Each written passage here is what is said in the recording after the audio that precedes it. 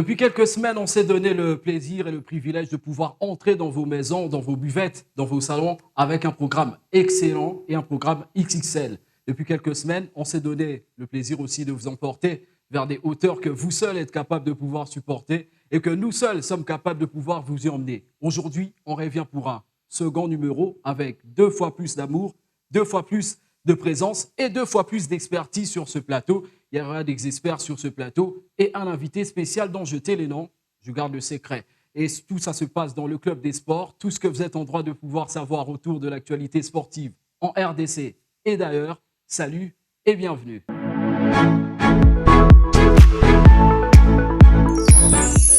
Au sommaire de ce nouveau numéro du Club des Sports, 27e championnat du monde de handball Égypte 2021. Quelles leçons peut-on tirer de la première participation de la RDC dans cette grande messe du handball mondial? Ensuite, deuxième fenêtre qualificative de l'Afro-Basket Rwanda 2021. La sélection nationale de la RDC, en manque de subventions de la part du gouvernement et abandonnée à son triste essor, effectuera-t-elle le déplacement pour Tunis? Enfin, 6e championnat d'Afrique des Nations de football, édition 2020.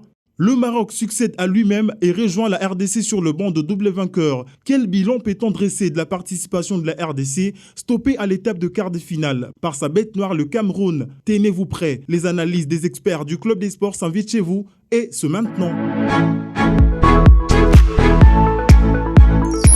Vous faites toujours très bien de vous joindre à nous pour cette émission excellente. Le Club de Sport, on est encore parti pour 1 heure de pur régal avec à la clé des informations excellentes. D'ailleurs, ça a été dit avec ce très beau sommaire. On commence en beauté avec ce cadre XXL et ses invités XXL qui sont sur ce plateau.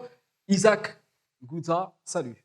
Salut Anthony, salut à tous nos très chers téléspectateurs qui nous suivent de partout ailleurs. Une première, forcément on est content. En tout cas, très content et je pense que nous serons à la hauteur. Isaac Gouza, et on retrouve de l'autre côté Charles Massoudi, l'expérience et la qualité. Salut Charles et bienvenue. Salut Anthony, salut les téléspectateurs. Voilà, Charles Massoudi. Patrick Osomba aussi est là, présent. Très belle couleur, bleu noir. Ça va, non? Salut. Ouais, ça va très bien. Je pense que les amis qui nous suivent de partout à travers le monde se portent également en merveille. Et l'homme des vestes croisées, Gédélis Coupa. On oublie les lettres ouvertes, on revient maintenant avec les vestes croisées. Salut et bienvenue, Gédé. J'espère que tout le monde qui nous suit en ce moment se porte tellement bien. Voilà, j'ai annoncé au tout début de cette émission qu'on aurait un plateau XXL. Vous les avez vus, les cadres assez merveilleux. Et on a un invité spécial. C'est une légende. C'est quelqu'un qui a apporté beaucoup de choses au sport congolais, au journalisme également. Il s'agit de François-Claude Kaboulo-Mona Kaboulo. Salut et bienvenue sur ce plateau du Club des Sports. Oh, super décor. Et en plus, je suis heureux d'être associé à ce deuxième numéro. Vous me faites honneur. Je suis très fier. Voilà, on présente comment? En tant que le catalyseur de la bonne tournure du jeu de la francophonie ou comment? Non. Ça doit passer par vous pour avoir des bons jeux de la francophonie, forcément. Non, disons simple serviteur du sport congolais. Simple analyste alors. C'est tout. Voilà, François-Claude Kaboulo-Mona Kaboulo qui nous fait la gentillesse d'être sur ce plateau du Club des Sports avec qui on va débattre autour des différents sujets. Mais on ne les oublie pas, le public également est là avec nous. Maximum d'applaudissements pour vous quand même qui nous accompagnez. Alors on commence en beauté avec un championnat qui s'est joué avec la balle au filet. C'est quelle compétition? C'est quel sport? Le handball, bien sûr. Charles Massoudi, j'adorais parler du football. Attention. Alors on parle du championnat du monde de handball qui s'est joué au niveau de l'Égypte. Et ce ne sont pas les Pharaons qui se sont imposés, c'est plutôt le Danemark qui a gagné la compétition. Mais nous, on reste là sur cette compétition parce que la République démocratique du Congo a pris part à cette 27e édition du championnat du monde de handball. On fait un récap un peu sur la compétition et les à côté de la RDC. Et puis on revient sur ce plateau pour pouvoir débattre avec ces analystes XXL.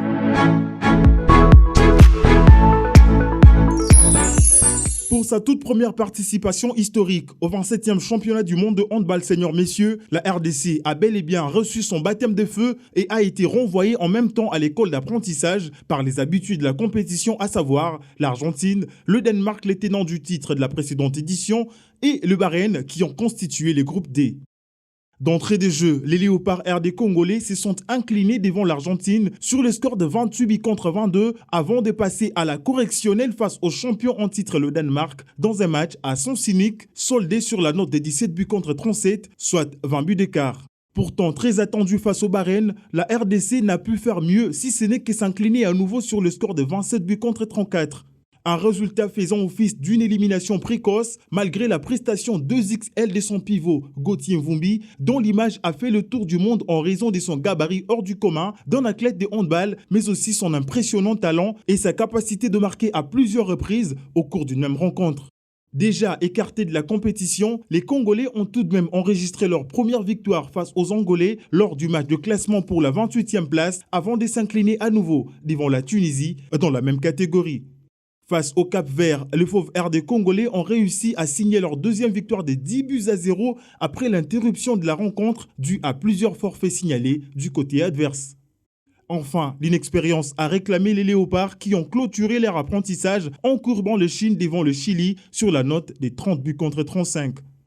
Pour cette première expérience dans le haut niveau du handball mondial, la RDC n'a pas été aussi ridicule qu'on pouvait s'imaginer, mais elle doit plutôt devoir s'appuyer sur cette première expérience mondiale pour corriger ses erreurs et s'inscrire dans la continuité, question de perfectionner son niveau lors des échéances à venir. Étant considéré comme la nation la plus favorite de cette 27e messe mondiale du handball, le Danemark a conservé son titre de plus belle manière en s'imposant devant la Suède en finale, alors que l'Espagne a battu la France pour les comptes de la 3e place du podium. On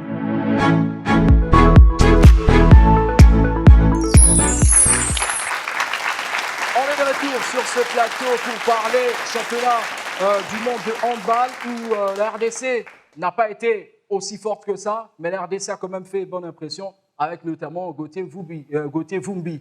J'ai des risques ou pas? Absolument, absolument. Il a émerveillé tout le monde, le pivot congolais. Voilà, il s'est caractérisé entre autres par sa manière de jouer et son physique. Parce qu'il a fait le tour du monde, parce que partout on a parlé de lui. Quand même, c'était une première expérience pour la RDC qui jouait ces championnats du monde pour la première fois. Voilà, ce n'était pas tellement ridicule, comme on a quand même appris. Et les Congolais s'étaient affrontés aux grandes nations, en l'occurrence l'Argentine, comme on vient de le suivre, et le Danemark, les tenants des titres d'ailleurs. Qui était quand même dans la poule de la RDC. C'est un sacré challenge pour ces jeunes. C'était un challenge pour la RDC. Quand même, les Léopards de la RDC, on n'est pas que le football, on nous montre quand même que dans d'autres disciplines, on peut arriver à faire mieux. C'était le cas. Les Léopards se sont mesurés, ils ont été dans le projecteur du monde entier. Voilà, et ils ont fait ce qu'ils pouvaient faire. Voilà, c'est l'expérience qu'ils ont acquise. Je pense que la prochaine fois, ce sera encore plus meilleur que cette phase. Monsieur Kaboulou, forcément, vous êtes un adulé du sport congolais, africain, voire même mondial. Vous avez suivi de près ce championnat du monde, non? J'ai suivi à distance. C'est vrai, je pense qu'on a terminé 28e. Ok, sur 32, ouais, 28e. C'est un match de 28e place. Comme première participation, c'est bien. Okay.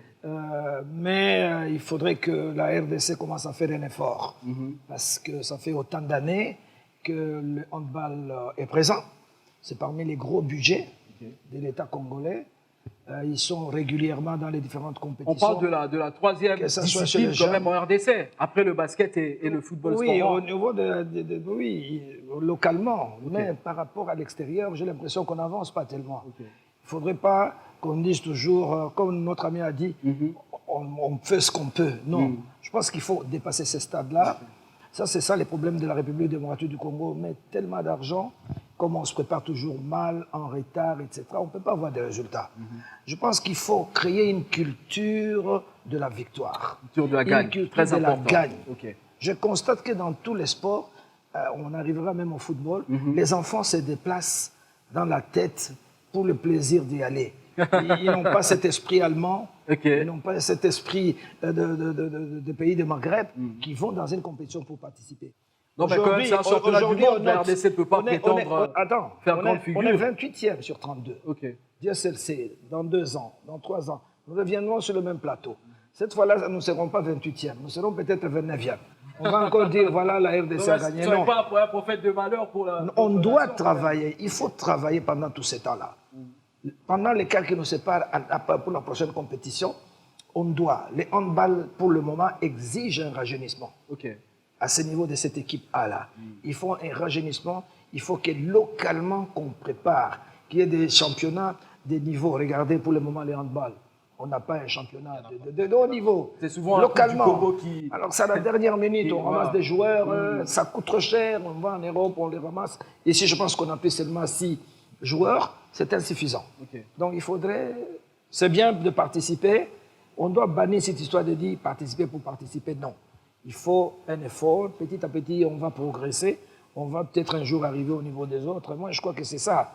Hein? Je suis content qu'ils aient été là, les drapeaux à flotter, mais il ne faudrait pas y aller pour y aller. Il faut transformer la mentalité et chercher à évoluer. Voilà, la RDC qui doit progresser pour la gagne, la RDC qui doit progresser en version masculine également, Patrick Osomba, parce qu'on sent que les dames ont quand même pris part à 3 éditions du championnat du monde, les hommes seulement une seule édition. Est-ce qu'au niveau de ces compétitions-là, on sent que les dames sont un peu plus portées par un engouement, par une force que les messieurs, un peu? Bon, les résultats ne sont pas fameux, hein, ne sont pas fameux. Je pense que les dames, certes, font mieux que le messieurs, mais jusque-là, c'est pas grand-chose aussi. Par rapport à ce que il y a, les gouvernements congolais déboursent comme budget pour ces disciplines, on doit les souligner ici, que c'est parmi les disciplines les plus gâtées. Ici, en République démocratique du Congo. En aucun jour, j'ai vu surtout que vous suivez de près le Léopard handball ou encore le club louper une compétition comme c'est le cas avec d'autres disciplines parce que le gouvernement n'avait pas déboursé de moyens. Donc, ça veut dire qu'ils ont les moyens. Les gouvernements allouent des budgets colossaux pour ces disciplines-là.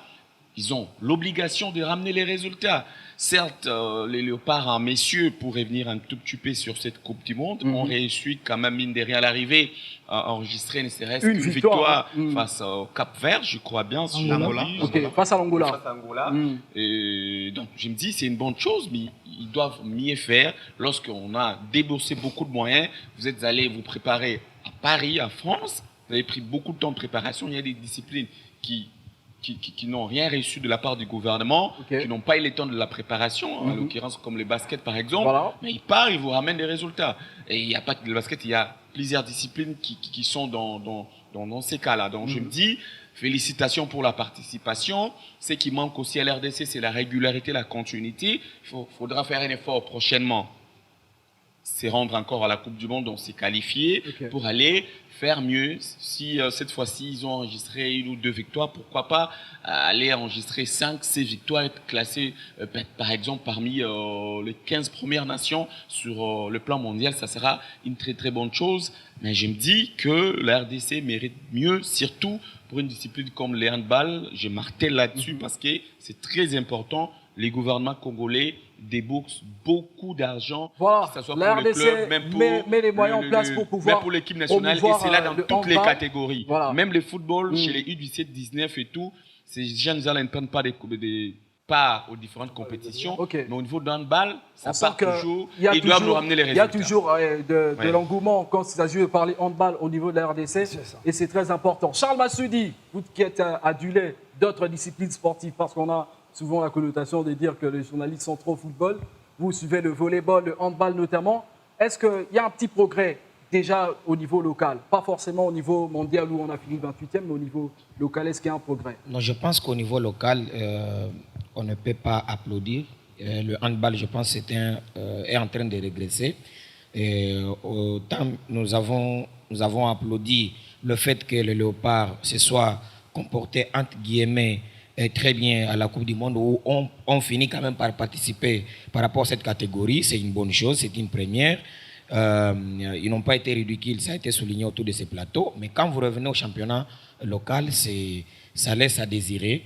Déjà, même avant que le championnat ne se joue, on sait déjà que c'est Héritage qui va l'emporter chez les dames, ce sera vainqueur. On sait déjà, c'est Oka ou c'est JSK. Et les autres clubs qui viennent savent déjà ce qui va se passer après. Vous sentez qu'il n'y a pas d'émulation. Quand vous regardez combien de provinces participent à la Coupe du Monde et plutôt à la Coupe du Congo, vous verrez que c'est les équipes venant de Lubumbashi et viennent croiser celles de Kinshasa. Alors qu'il y a deux ou 3 saisons, on voyait des équipes qui sont venues de Mbandaka, d'autres qui sont venues du Grand Bandundu. et aussi du Congo central, mais maintenant, c'est déjà que même cette saison, il n'y a pas eu de championnat. Ouais. Et là, c'est les cadets qui vont aller en championnat et plutôt en Coupe d'Afrique.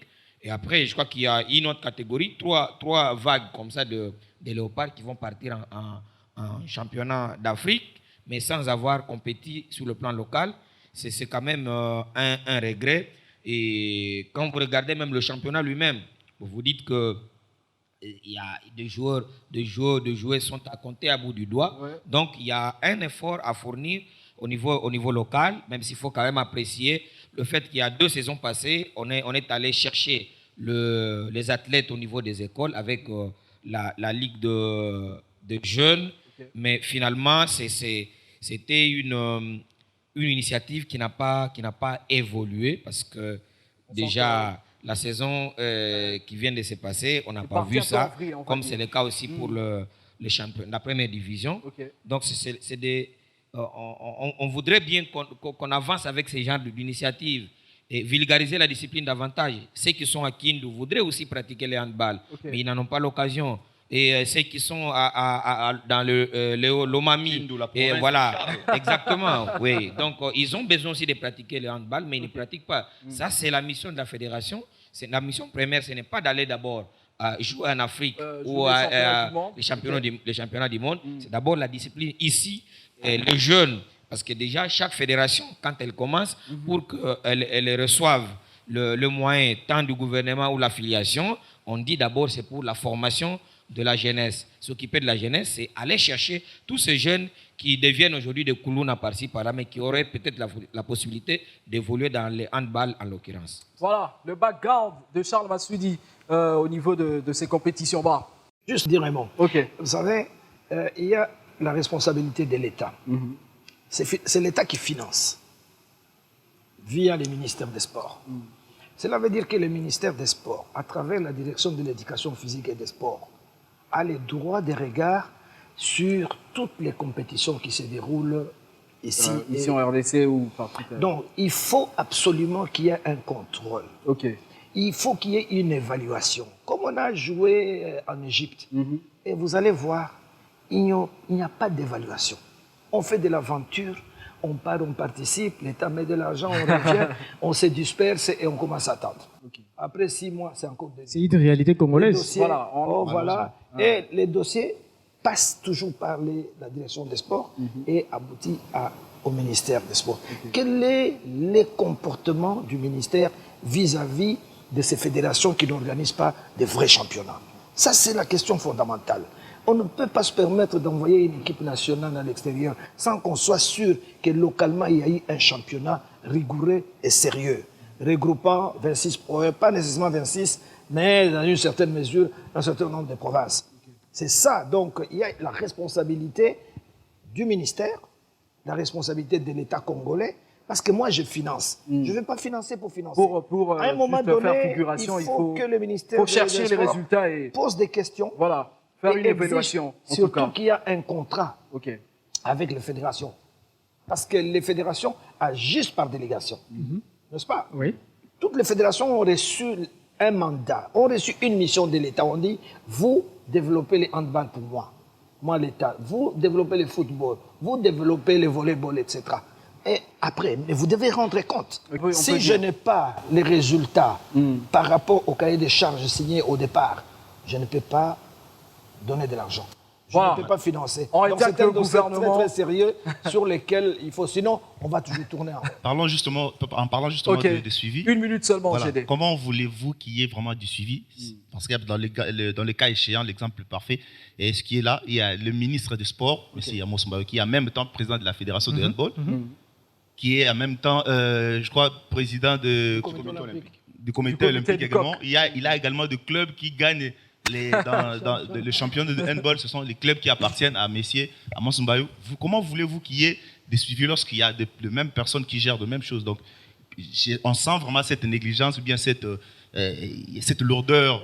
Les gouvernements congolais n'arrivent pas à avoir un œil sur le club, les disciplines, donc c'est malheureux. On ne peut pas rester comme ça, parce que vous allez voir qu'il y aura de l'argent qui doit commencer à sortir chaque fois, mais les résultats ne vont pas suivre, malheureusement. Et voilà. comme disait M. Kaboulou tantôt, vous allez On suivre, espère en 6 mois, ils seront encore là pour refaire On encore espère la même qu'on chose, aura l'occasion avec de différents canaux, notamment cette émission, de pouvoir montrer au monde, montrer au gouvernement comment il devra gérer ce handball et d'autres disciplines sportives. Je parle d'autres disciplines sportives parce que oui, on évoque maintenant le cas du basketball, la deuxième fenêtre des éliminatoires de l'Afro-Basket 2021, où on va évoquer notamment le cas de voyage qui a été très compliqué lors de la première fenêtre et ce sera peut-être le cas aussi pour cette deuxième fenêtre.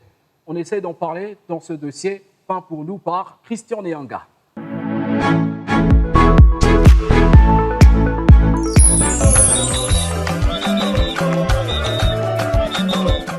Après avoir valablement défendu les couleurs nationales lors de sa participation à la première fenêtre qualificative de l'Afro-Basket déroulée l'année dernière à Kigali au Rwanda, la sélection nationale des Léopards Basketball Senior Messieurs de la RDC participera à nouveau à la deuxième fenêtre en date du 19 au 21 février 2020 qui se tiendra cette fois-ci à Tunis, la capitale tunisienne.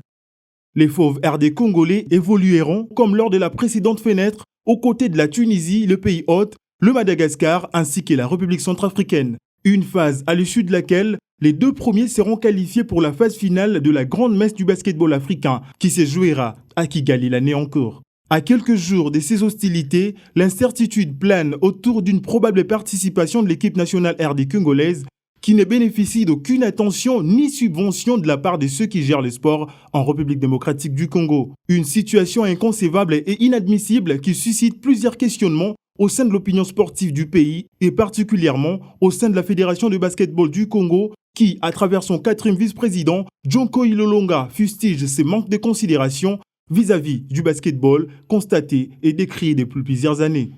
Nous avons encore une deuxième fenêtre qui va arriver au mois de février dont nous n'avons pas la moindre subvention. Nous allons encore écoper d'une nouvelle amende encore pour non-participation. Imaginez-vous aujourd'hui, niveau visibilité, la RDC qui arrive en finale, par exemple, à Kigali. Comme ça s'est passé avec les Léopards de la CHAN. C'est un rêve que le président peut nous aider à réaliser. Faire comme nos frères des Léopards CHAN, remporter la coupe à Kigali. Ces vaillants léopards RD congolais qui s'y donnent à fond pour hisser très haut les drapeaux du pays à l'échiquier continental ont toujours fait objet de rejet de la part du gouvernement de la RDC. Ne sachant par quel sens se vouer afin d'assurer leur déplacement de Kinshasa vers Kigali, lors de la précédente fenêtre, ces derniers ont fait recours au soutien des individus et la fédération s'est endettée auprès des particuliers afin d'honorer ces rendez-vous de la balle au panier africain. Arrivée sur place dans la capitale rwandaise, n'eût été la prise en charge du gouvernement rwandais pour le test de dépistage à la Covid-19, la délégation RD congolaise n'aurait dû participer à cette première fenêtre. Outre cette ignominie, s'ajoute la promesse de véhicules Jeep faite par le chef de l'État, formulée à l'occasion de leur sacre de la première édition de l'Afro-CAN Mali 2019, une compétition équivalente au CHAN en football. Une promesse qui demeure lettre morte jusqu'à ce jour.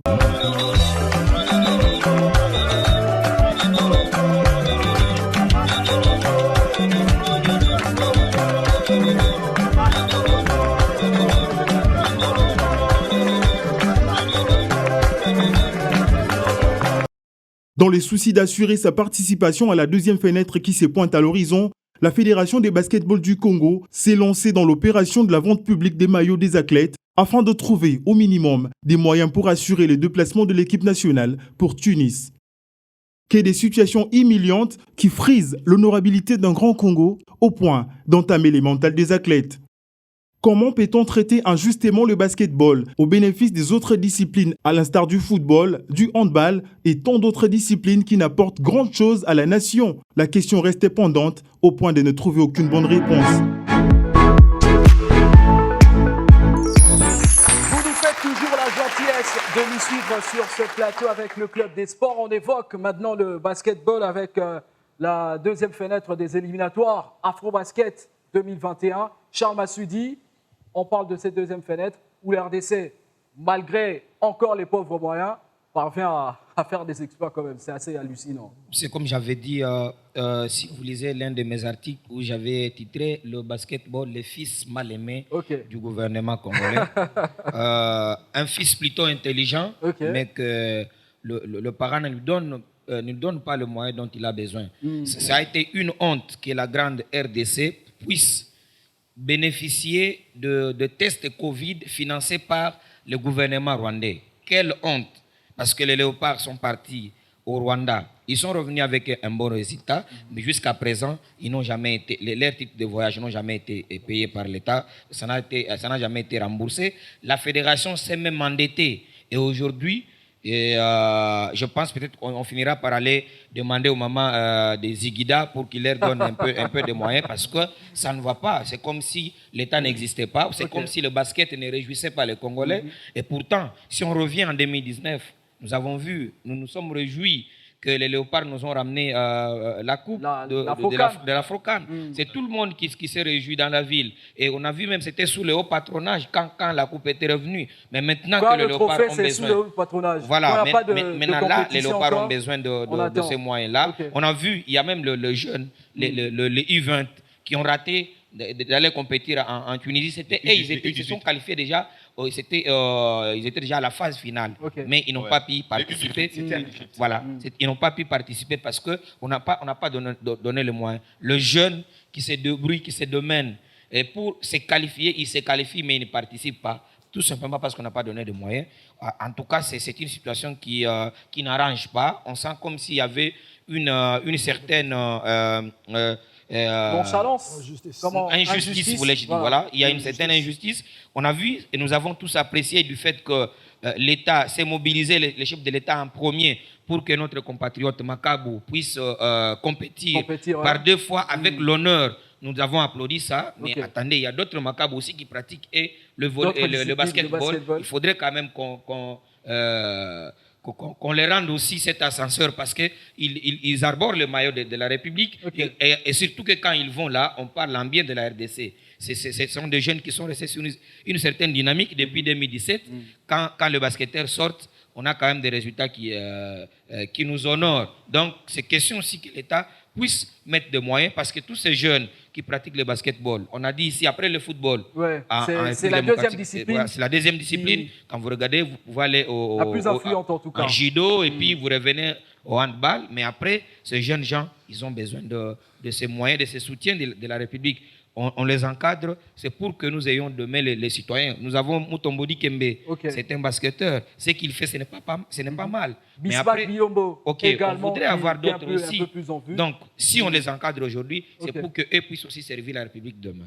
Charles, Patrick Osoba, est-ce qu'ils sont mal aimés? C'est quoi le problème Charles a parlé de qui touche un peu de ce côté-là? Moi, je parlerai plutôt de la discrimination, tout simplement. Parce que pas un procès d'intention. Tout à l'heure. Non, même pas, loin de moi. L'idée de faire à qui que ce soit un procès d'intention, je parle plutôt, c'est plutôt une vérité que je dis. Et je l'ai dit sans avoir froid aux yeux. Pourquoi? Parce qu'il y a des disciplines. Tout à l'heure, on parlait du handball. Les basketteurs, je ne vais pas revenir sur ce que Charles a dit tout à l'heure. Sur 3 matchs joués, ils ont ramené 2 victoires et une seule défaite face aux champions d'Afrique. Donc, c'est-à-dire que les Léopards sont à une victoire de la qualification pour la phase finale. Surtout que c'est 3 équipes par ils sont négligés. Les basketteurs n'ont pas eu non seulement le moyen pour les voyages, aller-retour, même la prime. Non, ils n'ont pas eu. Dernièrement, on va peut-être parler de Léopards avec les Chan. On a vu que non seulement les athlètes, non seulement les Léopards, mais également les publics, la délégation près de 200 personnes qui ont accompagné les Léopards au Cameroun pour cette 6e édition du Chan. Ils ont reçu par personne pas moins de $1 500. Là, je ne parle pas des athlètes, je ne parle pas des Léopards, je parle de public. C'est hallucinant que le gouvernement congolais arrive à prendre 200 personnes en charge, les loger au Cameroun, les nourrir pendant près de 2 semaines et, mine de rien, à l'arrivée, les motiver avec $1 800 ou $1 500 par personne. Surtout encore motivés lors du match face au Cameroun. Pourtant, il y a une autre équipe nationale, une délégation composée, il ne serait pas plus de 30 personnes en tout cas, qui demande moins de moyens que ça pour aller participer à la 2e fenêtre qui aura lieu, je pense, du 19 au 21 février prochain, en Tunisie, je crois cette fois-ci. Ils n'ont pas de moyens jusqu'à là, ils n'ont pas commencé les entraînements. Il y a quelques internationaux qui jouent notamment en Europe et tout, qui sont déjà à Kinshasa depuis quelques jours, mais ils sont là, ils font rien parce qu'il n'y a pas moyen de s'entraîner, il n'y a pas moyen de s'interner. Donc je me dis, c'est inconcevable.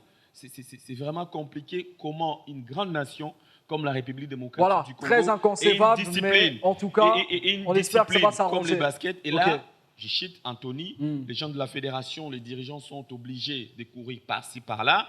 Hormis les tests Covid, comme l'a souligné Charles Massoudi, je tiens également à rappeler que le billet des voyages, c'est M. Patrick Mouyaya qui avait payé pour les Léopards. Je ne sais pas de la place. cette fois-ci si ça sera qui, mais c'est décevant pour une grande nation comme la RDC. Comme le disait René Descartes, de logique vers la logique. Malheureusement, nous quittons la logique pour se diriger vers les logiques et c'est décevant pour une grande nation. C'est décevant. Je vais arriver à vous, Monsieur Claude Kaboulot. On parle quand même de ce basketball. Bon, on a toujours l'habitude de fustiger l'État, mais qu'est-ce qu'il faut faire finalement de concret pour pouvoir promouvoir toutes ces disciplines et aider nos équipes? Parce que à fortiori, quand on parle de l'État, ça devient un refrain monotone après. Non, on doit parler de l'État parce que c'est sous la responsabilité de l'État. Ça fait partie de la jeunesse. Il faut entretenir la jeunesse. Il faut développer la jeunesse dans les domaines du sport. Et il faut que l'État prenne ses responsabilités. Malheureusement, c'est un peu d'une manière désorganisée. On a donné l'exemple ici, tout un charter, on a amené le Congolais. Nous ne sommes pas contre les charters, loin de là. Mais il faut équilibrer les choses. Au même moment, ça joue au même moment. En Égypte, il n'y avait personne. C'est les joueurs, ils se sont débrouillés, les basketteurs. De l'autre côté, c'était prêt. Il fallait voir dans les rues de Yaoundé, dans les rues de Douala, comment les gens se pavanaient, tout ça. C'est un problème d'organisation et de planification. C'est très important. L'État, les ministères des Sports doivent savoir qu'il n'y a pas un planning il faut planifier. Il faut planifier. On dit, cette année, on a autant de compétitions qui vont participer à telle compétition. Au niveau des clubs, qu'est-ce qu'on fait? Mais il y a qui pour pouvoir planifier comme ça? Le ministère des Sports, c'est son travail. Je suis désolé. Donc il y a des ministères c'est pas une réussite, c'est un échec. Sur le plan de l'organisation, il y a beaucoup de questions qui se posent.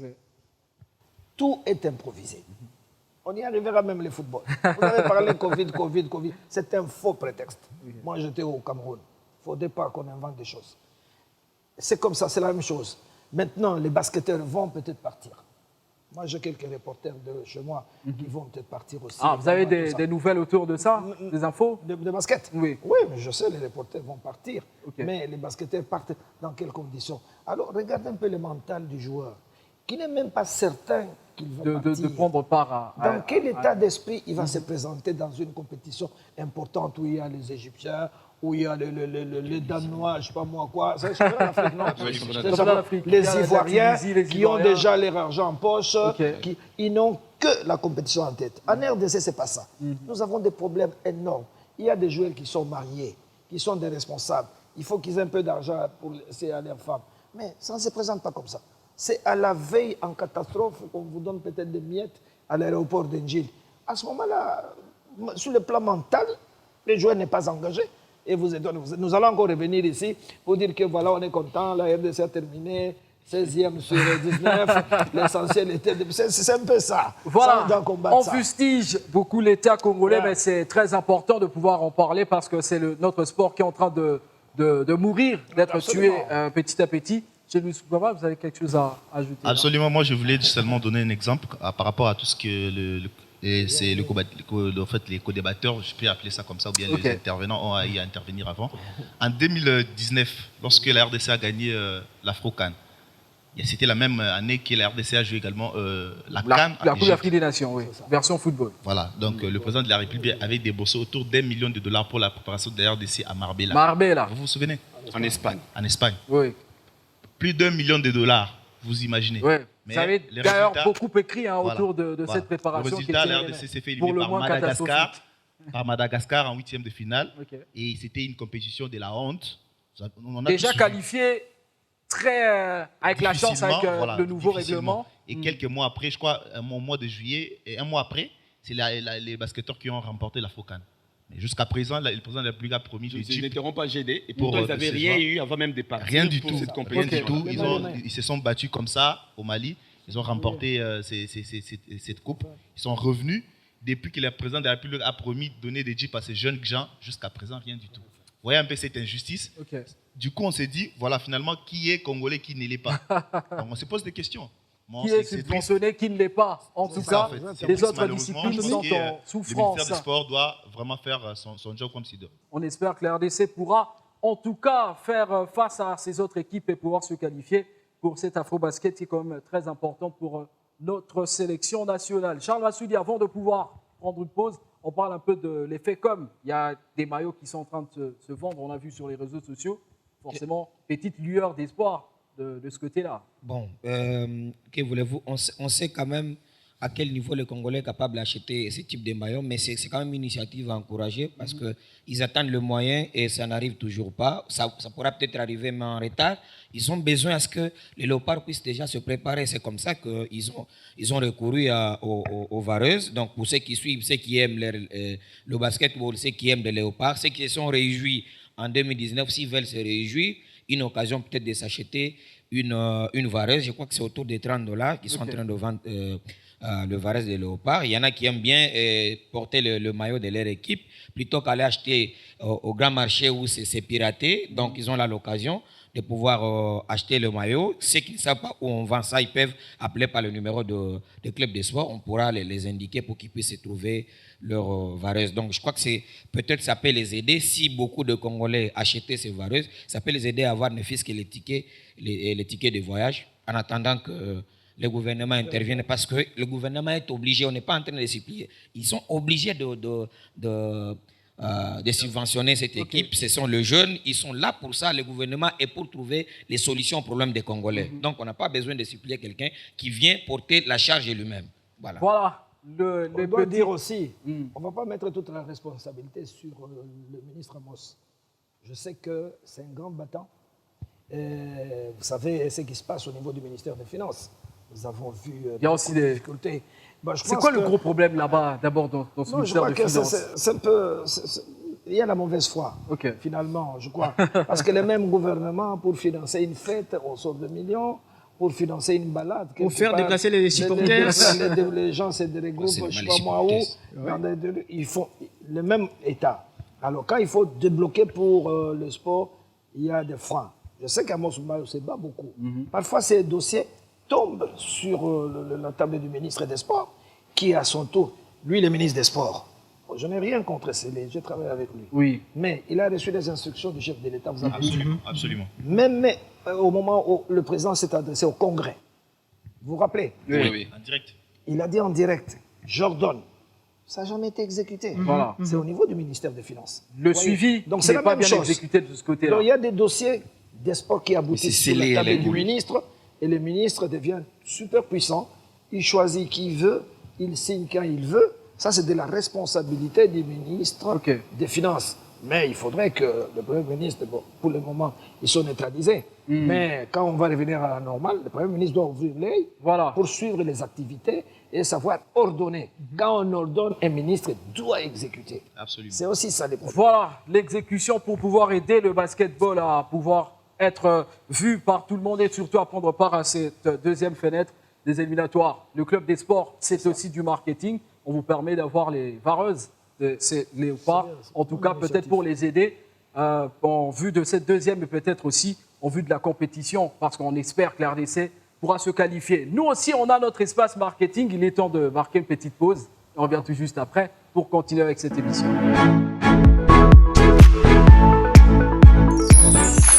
Vous faites toujours très bien de vous joindre à nous pour parler sport, parce qu'on télévise le sport ici en République démocratique du Congo avec ce cadre magnifique et cette émission magnifique, le club des sports. On entre dans cette deuxième partie de notre émission, une deuxième partie entièrement footballistique où on parle de ce championnat d'Afrique des Nations où la RDC a fait un peu de la figuration, on va le dire comme ça, et la compétition a été gagnée par l'un des deux favoris, parce que c'est quand même la RDC et le Maroc qui étaient favoris, et forcément quand la RDC n'arrive pas au bout, c'est le Maroc qui s'impose. Absolument, je l'avais dit ici tantôt lors de notre premier numéro. J'avais dit que la RDC n'allait pas remporter cette compétition. Ce n'était pas parce que j'étais pessimiste, parce que j'étais réaliste. Je voyais déjà qu'il y avait beaucoup de choses qui freinaient à ce que la RDC ne remporte pas cette compétition. Il y a eu la sélection qui a été faite à la va-vite, il y a eu quand même beaucoup de départs, il y a eu beaucoup de choses, et la préparation qui n'était pas très bonne du côté des Tanzanie. Et voilà tout ça. Il y a quand même, j'avais prédit également que si la RDC n'arrivait pas à gagner, ce serait le Maroc. J'ai dit ça sur le plateau ici. Ouais. Donc ça On prouvait a les images en tout cas. Voilà. Le Maroc a été organisé, on sentait le football. En fait, c'est logique chez eux. C'est en fait la hiérarchie, comme une hiérarchie. Lorsque vous avez là l'équipe de jeunes, des U17, il y a U20 qui sont préparés, qui jouent à U23 jusqu'à l'équipe première. Donc, si le football est organisé, il y a l'ADN, il y a l'identité des jeux. Lorsque les Marocains jouent, vous sentez quand même que c'est quelque chose qui on dirait des prévus depuis longtemps, alors qu'ils ne jouent pas ensemble, tous dans le même club. Donc, c'est quelque chose de mieux. On a senti une finale. Maroc-Mali, les deux équipes qui méritaient en tout cas jouer cette finale, et ils ont joué. Quant à la RDC, voilà, ça ne m'étonne pas du tout. Être éliminé en quart de finale, bon, je m'y attendais. Et heureusement pour nous, on a fait quand même une meilleure phase de groupe. Voilà, après on est éliminé, on doit maintenant songer à ne pas toujours participer comme on le disait tantôt. Maintenant, il faut essayer déjà d'organiser comment faire et mettre en place un bon championnat, parce que les chances, c'est les championnats. Lorsque votre championnat est meilleur, forcément votre équipe nationale également est plus en vue. Le Maroc l'a démontré, donc c'est le championnat marocain très fort, et voilà, il y a eu quand même des résultats. Le championnat marocain est très fort, le Maroc également est très fort. Le Maroc qui s'est imposé par 2-0 devant la formation du Mali. 2 buts signés Soufiane Bouftini et Ayoub El Kaabi. On suit le reportage autour de cette rencontre. On revient tout juste après.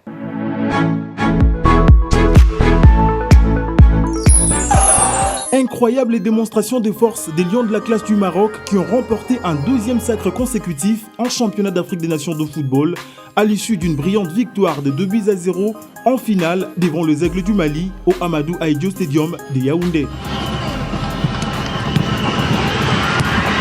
Après une première période soldée sur la note égale des 0 buts de part et d'autre, les Lions sont revenus des vestiaires avec la hargne de vaincre et se sont surpassés au point de trouver la faille face à une défense blindée des Aigles. Soufiane Bouftini ouvre la marque et Ayoub Kaabi, un vrai renard de surface, inscrit le but du break et met son équipe à l'abri. أيوب الكعبي هدف ثاني يأتي الآن لأيوب الكعبي أصبحت 2-0 واللقب يقترب من المنتخب المغربي. Après avoir réalisé une première phase de la compétition exceptionnelle, le Maroc n'a offert aucun cadeau à ses adversaires dans cette phase à élimination directe.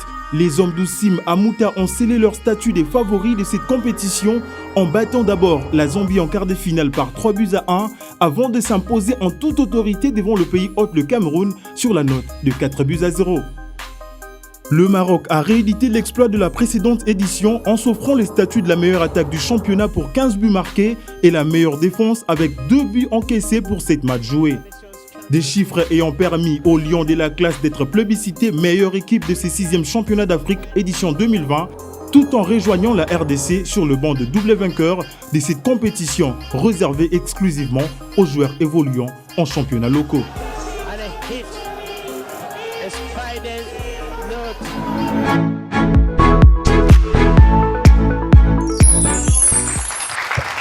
On vient de suivre cette victoire du Maroc, forcément, M. Kaboulou. On sent que le Maghreb, ou bien le nord de l'Afrique, parce que l'Égypte fait partie du nord de l'Afrique, pas forcément du Maghreb, est dominateur dans quasiment toutes les compétitions. Le football, le Chan. Ça date. C'était la RDC qui était plus forte au Chan, mais on sent que le Maghreb commence à répondre regardez même de la les qualité. Les équipes du Maghreb sont tellement bien organisées que, à force de jouer avec nos joueurs, commence à prendre même nos propres joueurs. Parce que là, vous sentez que dès qu'ils voient qu'il y a un talent quelque part, ils chippent les talents, on lui donne un salaire convenable, il s'en va. Un salaire colossal. Oui, à la place des joueurs, que voulez-vous que je fasse? Les joueurs, nos joueurs ici, ils ne vivent que de leurs jambes. Donc s'il a 15 000, 20 000 dollars par mois, autant prendre ça. Parce que, je vous ai dit, les joueurs, c'est des responsables. Ils ont des familles. Autant aller au Maroc, autant aller en Tunisie, là où j'ai 20 000, je peux retourner 5 000 pour que ma famille puisse vivre, les cousins, les oncles qui sont restés ici. Donc c'est des gens qui sont superbement organisés. Et ils ont beaucoup d'avantages. Ils participent au championnat arabe. Ils participent parfois au championnat européen parce que c'est juste en face. Ils participent au championnat d'Afrique. Donc, sur toute l'année, ça bouge. Les installations, n'en parlons même pas. Les installations sont partout, même dans des collèges. Alors, l'équipe qui a joué au Cameroun, c'est quasiment la même équipe. À quelques 5 jours près qu'on a ajouté. Oui. Mais c'est les mêmes, les Soufiane. Soufiane El Boutini, Kayem, c'est les mêmes. Soufiane Raimi, C'est les El Kabi, mêmes qui ont joué. Buteur, Donc, c'est des gens qui Anas se connaissent Niti, bien. tous. Et ils ont leur championnat, les Botos, là, les Ouais. championnats là, qu'ils organisent très très bien. Ok. Et ils sont réguliers. Donc, les résultats des pays maghrébins ne m'étonnent pas du tout. Le week-end prochain, nous allons commencer avec les interclubs. Vous allez voir. Le pauvre Mazemba se fait combien de fois? Il se retrouve dans un groupe seul contre les Contre équipes tout le du monde. Maghreb. Ouais. Là, Et maintenant, V-Club aussi a c'est eu un à peu vivre ça. club aussi. Oui, cela veut dire qu'ils sont superbement organisés. C'est vrai. Ils sont arrivés un peu avec un certain orgueil au Cameroun, mais quand ils ont vu qu'ils ont flotté un peu au départ, Surtout lors du match ils se sont d'ouverture, ressaisis. Ils se sont ressaisis. Ah, ils se sont ressaisis. Ils ont fait la Ils savaient qu'ils différence. avaient une bonne équipe. Oui. Ils se sont ressaisis, ils se sont organisés. Et quand la RDC a perdu devant le Cameroun, c'est là où ils ont fait la lecture Ok. du match du Cameroun. Ils ont vu que le Cameroun, ce n'était pas une équipe forte, c'était une équipe faible. Ils ont pointé. Ils ont fait la lecture, ils ont pris note, ils ont analysé et ils arrivent au résultat. Donc le résultat du Maroc est incontestable. C'est un résultat dû à l'organisation. C'est tout, c'est tout, c'est tout. Voilà. Les autres aspects, certainement, nous allons les évoquer. Voilà, l'organisation excellente du côté des Lions de l'Atlas du Maroc, mais organisation excellente aussi du côté des Aigles, quand même, du Mali, qui n'ont pas fait piètre figure, en tout cas. Deuxième finale, même s'il y a deuxième défaite. Ouais, c'est également une très belle équipe. Elle n'a pas démérité, mais je crois que l'équipe qui avait plus mérité de gagner ces trophées du CHAN, c'était les Maroc, par rapport à son parcours, par rapport au scénario de ces différents matchs. Rappelez-vous, il y a des nations qui ont pris de valises face à cette formation. Je pense au Cameroun en demi-finale. Il y a également l'Ouganda. C'était 5-2, je crois. Ouais, 5-2 face à l'Ouganda.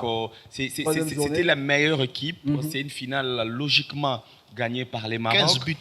15 buts au total marqués pour cette formation. Rappelez-vous de ces deuxièmes buts qui avaient définitivement mis la formation marocaine à l'abri en demi-finale face aux Lions indomptables du Cameroun. Le deuxième but marqué par c'est lui qui sera d'ailleurs par la suite élu meilleur joueur et mais également meilleur buteur Soufiane Raimi, l'attaquant des Raja Athletic Club de Casablanca.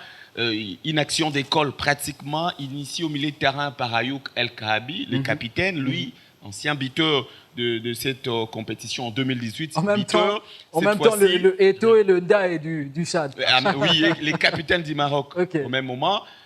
Une très belle action initiée, je parle de deuxième but du Maroc contre le Cameroun, une très belle action d'école initiée au milieu de terrain par Ayouk Kahabi et conclue par Soufiane Raimi. Donc ça se joue aux yeux fermés pratiquement. Donc je pense que c'était vraiment mérité. Moi personnellement, je me suis régalé en suivant cette formation marocaine. Et par rapport à la formation malienne, qui est également une très belle équipe, malheureusement, lorsque devant ça ne marche pas, ils étaient solides derrière, mais au niveau de l'attaque, ça ne carbure vraiment pas. Je pense qu'ils n'ont marqué 3 que matchs 2 buts. consécutifs. Ils n'ont marqué que 2 buts sur toute la compétition. 3 buts seulement. Et je pense que face à une formation qui en a mis de valise aux autres nations, 15 buts, et face à une équipe qui n'avait marqué que 3, je pense que la logique voudra que les Maroc l'emportent parce que les Mali, certes, défensivement, ils étaient très bons, mais au niveau de l'attaque, ils avaient des lacunes, notamment avec l'attaquant du stade malien, Koné, qui n'arrivait pas à scorer. Même au niveau de la finale,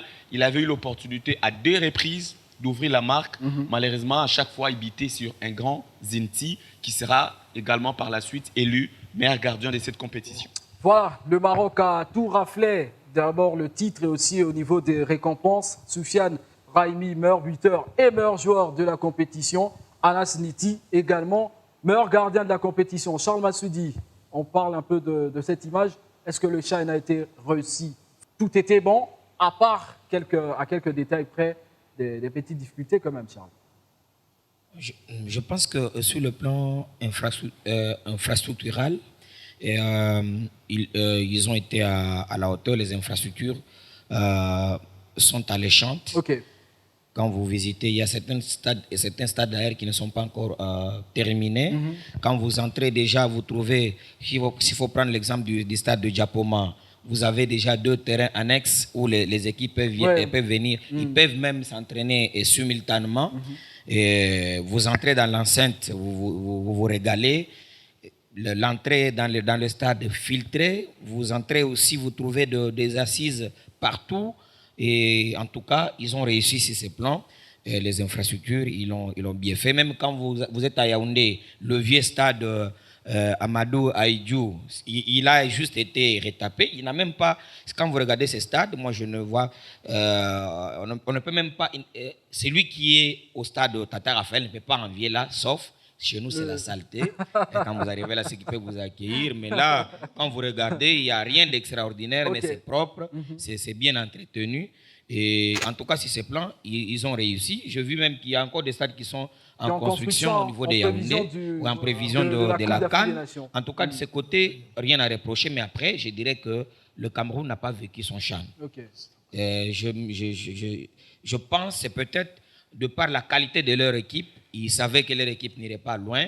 Et cet engouement qu'on reconnaît chez le pays organisateur, il n'a pas été. Le premier match, où il y a eu beaucoup plus d'engouement, c'est le match face à la RDC. C'était le match qui pouvait être considéré même comme une finale. C'est vraiment le match où vous sentez qu'il y a et que la Coupe d'Afrique est organisée au Cameroun. Parce que déjà la cité, vous voyez des gens mobilisés, même à la sortie quand ils ont gagné la RDC, vous sentez vraiment des gens chanter, ils ont vraiment jubilé. Et là, on a senti que c'était, en tout cas, il y avait des scènes de liesse par-ci, par-là, et à Douala. Et en tout cas, de ce point de vue, oui, ces jours-là, au moins, on a senti qu'il y avait la coupe, mais l'organisation, parce qu'il faut prendre tout. Et une tache d'huile, c'est cette histoire de parler, Covid. Voilà, peut-être qu'on y arrivera. Charles Vassili, notre envoyé spécial au Cameroun, en tout cas pour le compte du Club des Sports. Vous avez été au Cameroun et vous avez vécu notamment ce championnat d'Afrique des Nations qui s'est malheureusement mal arrêté pour la RDC. La RDC sortie en quart de finale par les Lions indomptables du Cameroun. Occasion pour nous, monsieur, de pouvoir faire repeindre le parcours plutôt de la RDC au niveau de ce championnat d'Afrique des Nations. Il nous est peint encore par Christian Léanga. Ensuite, on revient tout de suite après. Ils étaient déterminés à écrire une belle histoire en ces 6e championnats d'Afrique des Nations de football, édition 2020, mais les destins en a décidé autrement. Les Léopards A' de la République démocratique du Congo sont tombés face aux Lions indomptables A' du Cameroun à l'étape de quart de finale, sur la note d'1-2. Ayant pourtant réalisé une phase des groupes exceptionnelle, les Congolais ont terminé à la première place du groupe B devant le Diable Rouge du Congo avec 7 points malgré la tempête Covid-19 qui a érigé domicile au sein de leur effectif ainsi que certains membres du staff technique à l'instar de l'entraîneur principal Jean-Florent Ibenge Ikwangé. Abordant leur première rencontre du groupe face au Diable Rouge du Congo, comme si c'était la dernière de leur carrière, les hommes de Jean-Florent Ibenge se sont illustrés en remportant haut la main cette bataille sur la plus petite des marques grâce à l'unique réalisation de l'attaquant du tout-puissant Mazembe, Chiko Ushinjiwaku Banza. Goal for the Democratic Republic of the Congo! Goal for the Democratic Republic of the Congo! Lors de leur deuxième sortie face aux Chevaliers de la Méditerranée et de la Libye, les Léopards ont concédé un but matinal sur ces gestes d'inattention de la défense.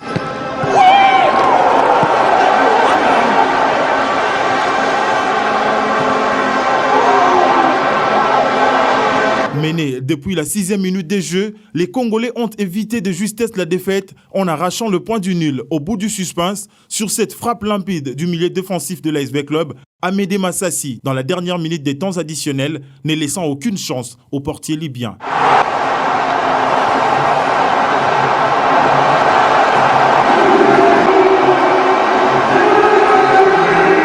Avec 4 points pour 2 sorties, la RDC devrait jouer sa qualification au cours de son 3e match. Un nul suffirait pour se hisser au prochain tour de la compétition. Chose faite, les Léopards ouvrent la marque avant la pause par le truchement de l'avant-centre du Daring Club Motema Pembe, Darkabango Kadima, qui a trompé le portier nigérien en déviant de la tête les centres de Idimbu. جول كوباري تعتقد مع الجميع بأنه ستطلع برا لكن هنا كانت مركزة. Après ces buts, les Congolais ont baissé le rythme dans l'entrejeu jusqu'au point d'encaisser un but évitable suite au manque de rigueur en défense. مع الجميع بأنه ستطلع برا. À un but partout, la mission semblait être accomplie pour les Léopards. Mais Amédée Massassi, comme dans ses habitudes, a renvoyé à nouveau les ballons au fond dans les temps additionnels après le pressing du nouvel entrant Joël Béa, lui aussi du tout-puissant Mazembe. غلطة كبيرة تدفع الثمن غالي، غلطة كبيرة وهدية تمنح لمنتخب الكونغو الديمقراطية، خطأ فادح يستغله اللاعب أمادي ماسيسي. أوه شوف الإعادة. Impuissant de réagir, le Niger est non seulement battu, mais également obligé de faire ses valises. Une situation qui donne lieu à la RDC de terminer en tête de son groupe et va devoir affronter sa bête noire, le Cameroun, pays hôte en même temps. Une occasion pour les Congolais de jouer leur revanche face à un adversaire qu'ils n'ont jamais battu dans une phase finale du championnat d'Afrique des Nations au terme de 2 confrontations en 2011 et 2016. Les Camerounais en sont sortis vainqueurs. Malheureusement, l'histoire entre Lions et Léopards n'a fait que se répéter alors que les Léopards avaient la possibilité de briser ce signe indien qui leur colle à la peau depuis des décennies. Ils se sont à nouveau inclinés face aux déboulés de canon d'Injeng et Félix Oukine. Félix Oukine, la frappe de loin, magnifique!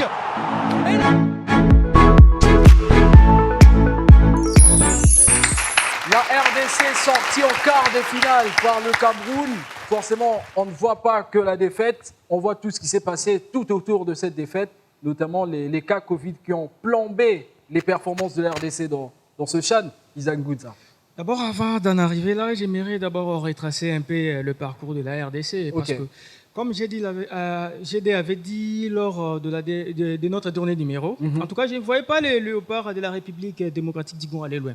Pourquoi? Parce que déjà, l'image affichée lors de la première rencontre, je n'ai pas vu un jeu cohérent, je n'ai pas vu les léopards faire... Bon, c'était pas l'engouement du derby aussi, parce que forcément, pour entrer dans cette compétition, ça marche pas comme ça. Il n'allait pas avoir la cohésion. Même s'il avait dit qu'il n'allait pas avoir la cohésion, mais il était content de son groupe. Ça, il faudra préciser. Voilà. Il était content de son groupe. D'ailleurs, il disait qu'actuellement, il a le meilleur groupe que celui de 2016. Comme pour dire... Discours des politiciens derrière. C'est lui le sélectionneur. Comme pour dire, avec ses groupes, il comptait faire mieux. Alors, c'est quoi faire mieux devant les Congo-Brazzaville? Déjà, certes, c'est un derby, mais les Léopards n'arrivent pas à enchaîner même 4 passes. Est-ce que c'est normal? Bon, ça va, il y a un coup de baguette magique qui sort de Chico Ouchili pour l'ouverture du score. Et puis on gagne avec. Ça passe. Et les buts étaient marqués par l'unique occasion bien menée par les Léopards. Voilà. Une bonne préparation. On passe et puis on joue le chevalier de la Méditerranée de Libye. Comment était d'abord la physionomie du match? Vous voyez, les Léopards étaient appelés à courir derrière les scores du début jusqu'à la fin. Et le sauveur Massassi. Voilà, donc n'eût été ces coups d'éclat de Massassi, les Léopards allaient perdre cette rencontre. Bon, évidemment, il y a eu aussi le problème de Covid-19 qui a secoué les Léopards, qui nous a vraiment fauchés. Mais ça va quand même, on est passé. Et devant, on rencontre quelle équipe? C'est les MENA. Une équipe que moi, je voyais peut-être à la finale de cette 6e édition. Le Niger. Oui, tu n'as qu'à voir le jeu produit lors de la rencontre face aux Léopards. En tout cas, c'est une équipe qui était très bien préparée. Raison d'ailleurs pour laquelle, face à cette rencontre, regardez les billes des Léopards. Est-ce qu'on peut dire que c'était des jeux préparés ou juste l'effet d'hasard? Bon, pas forcément du hasard, mais... Pas forcément du hasard. Alors, l'occasion qui a amené le premier but, tu as vu ça s'enchaîner après la suite de la rencontre? Non, moi je considère ça comme étant le feu des hasards, raison pour laquelle il n'y en a eu qu'une seule fois, durant tous les 90 minutes. Alors, on passe maintenant... Face au Cameroun. On joue face au Cameroun.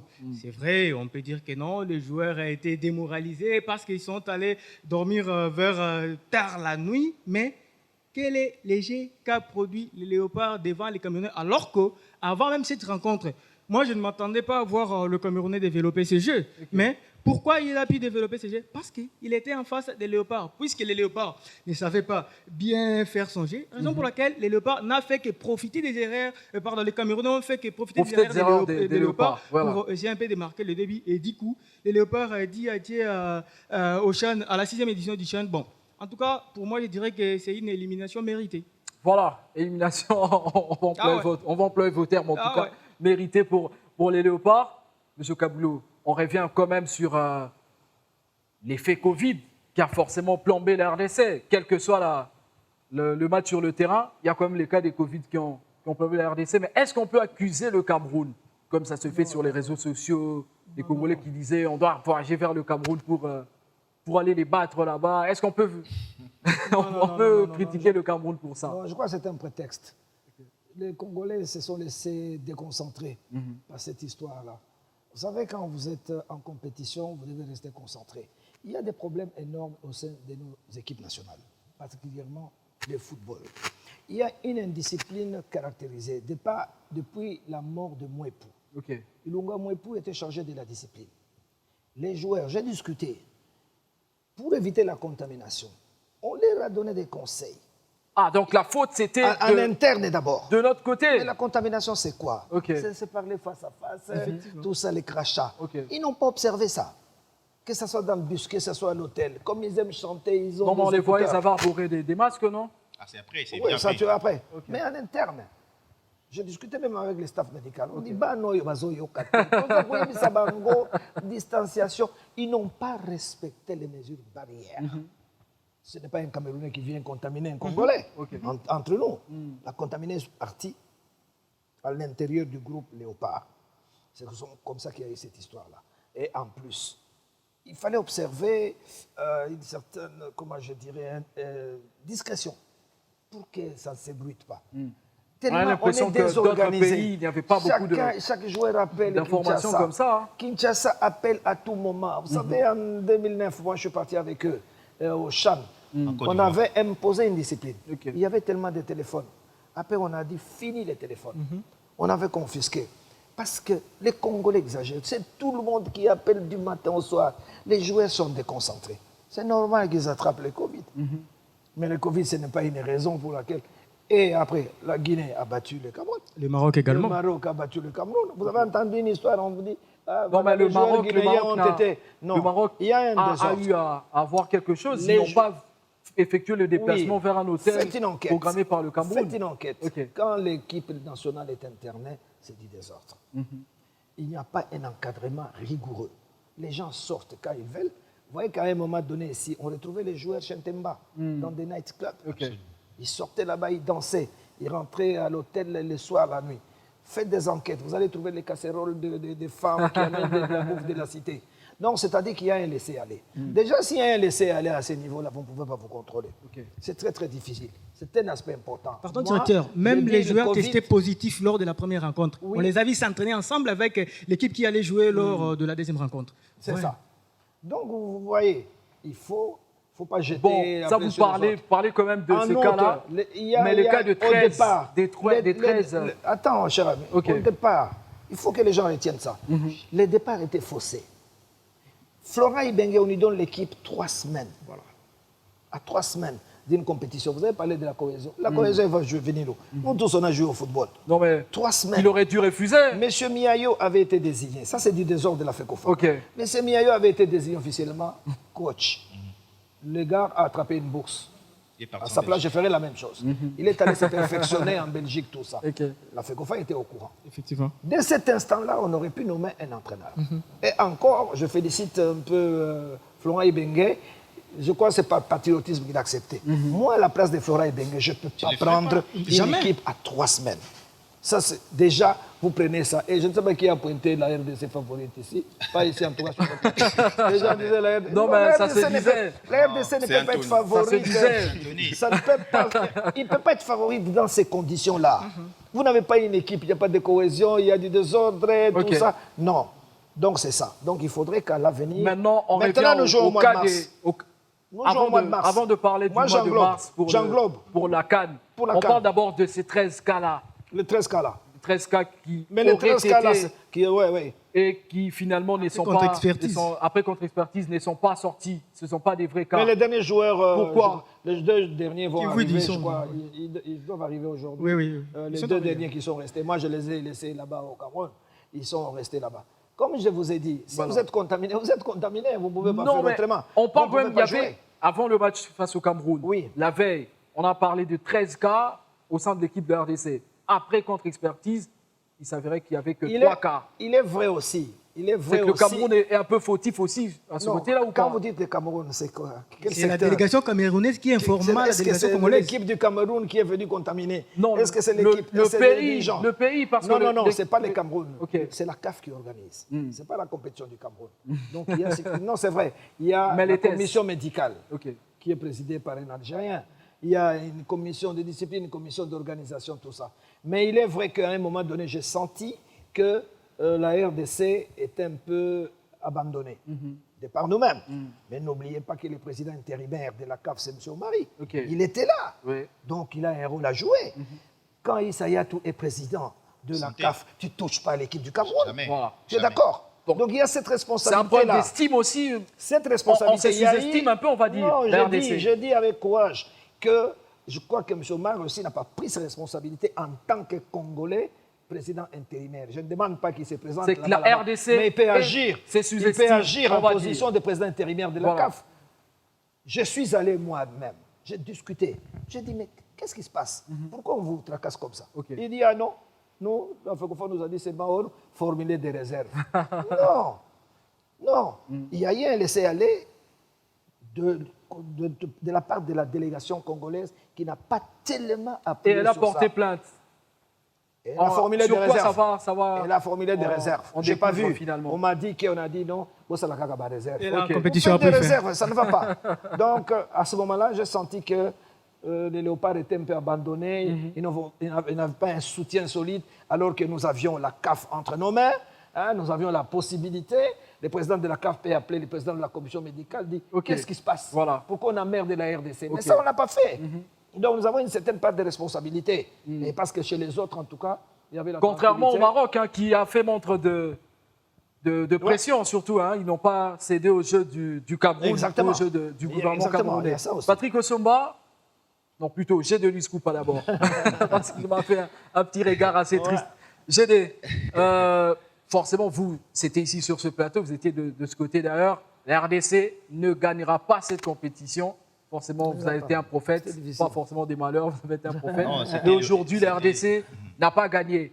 Mais au-delà de l'aspect du terrain, du match face au Cameroun, qu'est-ce qui n'a pas forcément marché chez ces léopards? Il y avait de l'indiscipline, il y avait quand même des laissés-aller, il n'y avait pas de rigueur. On l'a senti, même que autour du groupe, tout le monde faisait peut-être toutes choses. On appelait ici à Kinshasa à tout moment. Il y a des joueurs qui donnaient des informations confidentielles aux confrères qui étaient ici. Seul. Voilà, nous étions là en train de voir un désordre total. Il y a eu même certains membres du staff technique qui se sont emportés, qui sont partis dans des boîtes de nuit. On a eu des échos de partout, ça et là. Ça montre clairement qu'il y avait du désordre là-bas et l'État doit s'impliquer lorsqu'il met son argent. Pour aller compétir dans une compétition comme ça, il faut vraiment qu'il y ait de la rigueur. Je paraphrase un peu directement pour parler du match contre le Cameroun. C'est vrai, on a dû parler, on a été démoralisé, tout ça, mais quand même, sur l'heure de jeu, on a senti que l'RDC a été dans son match. Comment est-ce possible que vous marquez le surtout l'RDC menée, vous menez incroyable, au score et vous donnez 2 buts cadeaux comme ça au Cameroun, et Cameroun qui gagne, et puis vous dites qu'on nous avait démoralisé. Non, vous vous êtes laissé emporter. Sur le terrain, on avait la possibilité de gagner même 3-0 contre ces Cameroun-là, parce que c'était un Cameroun faible. Mais en deuxième période, on s'attendait à une révolte, mais ils n'ont rien fait en deuxième période. Rien du tout. Et voilà, on a avec un gardien Matampi qui a aidé un tout petit peu le Cameroun. Voilà, la bête noire, comme toujours, le Cameroun a été la bête noire de la RDC. On a toujours du mal à battre cette formation. 3 matchs, 3 défaites au niveau du Chad. Face à la défaite contre le Cameroun, c'est pas à cause de Covid, tout ça. Moi, je trouve ça comme de mauvais prétextes. Anthony, moi, je parlerai d'abord du changement de l'entraîneur au sein de cette formation. Donc, si vous calculez bien, vous allez voir qu'au courant de l'année 2020, en une année, cette sélection a connu 3 sélectionnaires différents. C'est hallucinant quand même. Si ça ne dépendait que de moi, j'allais laisser le coach Christian Sengibiembe. Lorsque le coach Christian Sengibiembe a qualifié cette équipe avec un jeu spectaculaire, non, mais après, on s'est régalé. Après, c'est la même presse qui fustigeait. Sengibiembe disait quand je gagne, je suis le meilleur, quand je perds, on me pointe du doigt. La presse fait son travail. Mais la FECOFA, jusqu'aujourd'hui, ne nous a jamais donné des motivations, encore la raison de l'écartement de Christian Sengibiembe au sein de cette formation. Donc, les matchs qu'on avait joués ici, les derniers matchs pour les éliminatoires, on avait vu un Centrafrique. match, le Léopard qui marquait 4 buts avec un jeu spectaculaire, cohérent. cohérent. Bah, c'est un entraîneur qui avec connaissait, des joueurs. hein, qui Aujourd'hui, connaissait s'il y a l'équipe. eu, je dirais, C'est quoi les l'exportation. formats?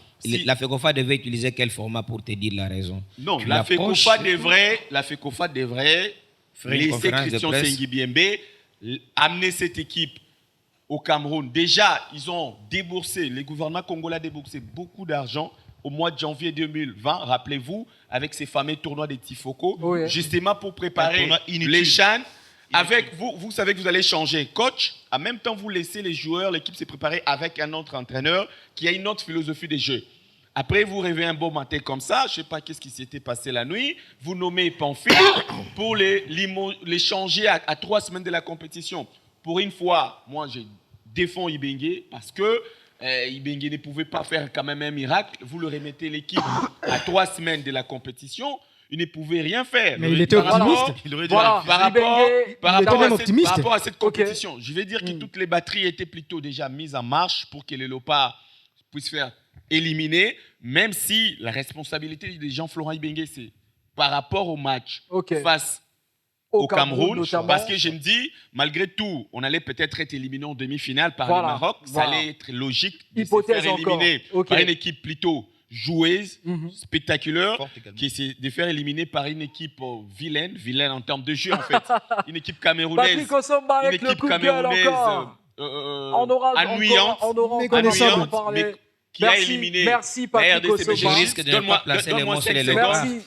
Oui, j'ai 5 secondes Patrick Osomba parce que Charles Massoudi est prêt merci beaucoup à Anthony. sortir quelque chose. Parce que dans ces matchs-là, là où il y a la responsabilité de Jean-Florent Ibengue qui était passé complètement à côté sur le plan tactique et le plan technique. C'était un match physique, on le savait. Mumbere et Kalala n'avaient pas leur place dans les 11 du départ. Il fallait mettre des gens qu'il fallait, des joueurs box-to-box comme Jikan Jiboxa. Comme Donc vous ça aimez bien le allait dire. apporter de l'agressivité au milieu de terrain. Malheureusement, Jean-Florent Ibengue ne l'avait pas compris. Et Ibengue n'a pas compris. La RDC sortie par le Cameroun en quart de finale. On va achever avec ce numéro, mais d'abord Charles Massoudi. Bon, je crois que pour revenir sur le cas de Ibengue, a pris l'équipe en retard ou à temps. Il savait à quoi s'attendre. Déjà avant de partir, il a dit qu'il n'aurait pas de cohésion. Il a accepté la responsabilité. Quand on accepte, on assume. Donc je ne pense pas qu'il faut attacher cette faute aux autres. Je pense que quand vous regardez toujours cette équipe du CHAN, nous avons été éliminés après la double confrontation face au Congo-Brazzaville avec Mouni Zaïra. On lui a donné l'équipe dans les mêmes conditions. Quand après, on a dit que c'était un mauvais coach, on l'a limogé. C'est de l'impréparation, si la responsabilité elle est partagée, on te confie quelque chose et tu penses que ça ne peut pas aller alors que vous avez un contrat d'objectif, vous estimez que vous ne pouvez pas aller jusqu'au bout, et bien vous abandonnez. Si vous acceptez, c'est que vous êtes sûr d'aller jusqu'au bout. Alors, pour revenir sur le match, j'ai entendu ici Isaac dire, après, je suis content que les analystes qui sont venus après ont contredit ce qu'il avait dit pour parler de l'image du match Cameroun-RDC. Le Cameroun n'a pas développé le jeu plus que la RDC. La RDC a dominé ce jeu, mais je peux quand même dire qu'il y avait un piège parce que le Cameroun a laissé le ballon à la RDC et pour le prendre en compte, ils l'ont fait. Ils ont été aidés finalement par la RDC. Quand vous regardez cette sortie hasardeuse de Matampi, même si je crois quand même qu'il y avait quand même une charge. Une petite charge. Oui, il y avait une petite charge chez lui, mais la sortie de Matampi, il a inscrit. Et on lui a inscrit ces buts-là en Tanzanie de la même façon, la même sortie toujours hasardeuse. Mais après, on ne peut plus revenir à Matampi. On a sauvé aussi. Il a sauvé 2 buts. Mais là, il avait quand même une certaine responsabilité. Et pour dire que la RDC n'a pas été aussi liquide. Déjà que l'équipe du Cameroun, mais le Camerounais même n'y avait pas cru. Mais après, bon, nous leur avons donné cadeau. La tête de Matampi, Merci Charles Massoudi. On ne va pas seulement fustiger un joueur. C'est la compétition. Vous avez suivi le match un peu plus tard hier, Liverpool. Contre Manchester City, le grand match. Le meilleur gardien brésilien. Ok. Alisson Becker, fautif sur 2 ou 3 buts. Ça peut arriver. Oui. Et en plus, il y avait une faute sur Matampi. Oui. Malheureusement, il y avait une charge. L'arbitre n'a pas sifflé. Bon. C'est le joueur camerounais qui l'a empêché de boxer. Bon. Il y aura toujours quelque chose à dire. Il y aura toujours quelque chose à dire autour de ça. Merci. Merci à vous. Je suis tout à fait d'accord. Merci à vous, messieurs, d'avoir été encore excellents et de nous avoir fait la gentillesse d'être sur ce plateau et d'avoir apporté des expertises excellentes. Merci à vous, monsieur Kaboulo Mona Kaboulo. Comment on vous présente le catalyseur du bon déroulement des Jeux de la francophonie? Comment ça se passe d'abord avant de pouvoir clore? Les Jeux de la francophonie sont bloqués. Ok. Pour la simple raison que le gouvernement est neutralisé. Ok. Je dis cela parce que nous sommes dans un comité exécutif, qui est le comité organisateur, avec M. Kabamba comme directeur des Jeux. Nous avons été nommés par arrêté ministériel. Qui dit arrêté ministériel? Quand le gouvernement change, vous croisez les bras. Nous aussi, nous devons attendre. Nous avons fait des propositions pour que Monsieur le Président, qui plaise au Président de la République, dénommer les comités organisateurs par ordonnance. Okay. Comme ça, vous êtes une structure à part. Vous dépendez de la présidence de la République. Donc là, à ce moment-là, même si les ministres sont paralysés, nous, on continue à travailler. Mais là, on est bloqué, parce qu'on est nommé sur l'arrêté. Les ministres qui vont venir, il peut dire, M. Kaboulo, je ne vous connais pas, où on s'était disputé une fille à la cité, il m'enlève. Ça peut arriver. Ça peut arriver, n'est-ce pas? Je m'en vais avec mon expertise, avec toute ma science. C'est ça le malheur d'être... Non, la RDC organisera ou pas? Nous organisons, c'est confirmé, M. Tshisekedi Chilombo a confirmé. Okay. Et maintenant qu'il est dans cette position de l'Union africaine, ça les conforte. Et ça va même crédibiliser l'organisation. Parce qu'il y aura la possibilité de rencontrer les autres chefs d'État des pays francophones, ça peut nous réconforter. Mais il nous faudrait qu'on mette une structure indépendante, s'il vous plaît, qui ne dépende pas du gouvernement. Parce que quand le gouvernement tombe, tout tombe. Nous recommençons à zéro, ça ne va pas. Nous avons lancé cet appel. J'espère que le président de la République va nous comprendre. On mettra ce qu'on mettra pour que nous puissions reprendre des fois. Sinon, les sites ont été validés. Voilà. Tout est fait. Nous sommes arrivés au niveau de l'appel des marchés. Donc, d'ici là, on va lancer les marchés. Les entreprises entreront en concurrence. Celles qui ont la capacité de construire, vont construire. Les gymnases, etc. Tout est prêt. Okay. Il n'y aura pas de marché à gré à gré. Il n'y aura pas de marché. Ça dépendra. Ça dépendra des formules. Mais tout sera couvert par l'organisme. Depuis le procès de M. Kamere, tout le monde est prudent maintenant. Voilà. Donc, ça sera suivi à la lettre. Et s'il y a la fameuse ordonnance qui confirme l'organisation, je pense que... Ne craignez pas, moi je fais confiance au président de la République. Comme il a donné l'assurance, ces Jeux auront lieu. Mais il faut, au plus tard, au mois de février, qu'on commence la construction. Sinon, nous serons en retard. Merci à vous, monsieur Kaboulo Mona Kaboulo. Une légende, une inspiration pour la jeunesse et notamment pour les journalistes que nous sommes également. La crème, c'est bien, qui aime la discussion. Ça, c'est bon. Ça fait progresser les sports. Merci à vous. On espère que vous passerez encore de temps en temps dans le club des sports. Et merci à vous, chers confrères analystes, pour avoir apporté encore des très belles expertises. Merci également à ce public qui s'est garni encore un peu plus. Maximum d'applaudissements pour vous. En arrivée au terme de cette émission, vous pouvez nous suivre sur nos différentes plateformes, sur Facebook, sur Twitter, sur Instagram et même sur YouTube avec toujours le Club des Sports, avec toujours des différentes écritures, parfois deux au lieu des D au milieu, pour aider à nous suivre et à nous suivre partout. Et vous pouvez nous suivre également par les différents canaux et les différentes chaînes partenaires. On se retrouve très prochainement pour des nouvelles sensations dans le Club des Sports. D'ici là, take care of you. Au revoir.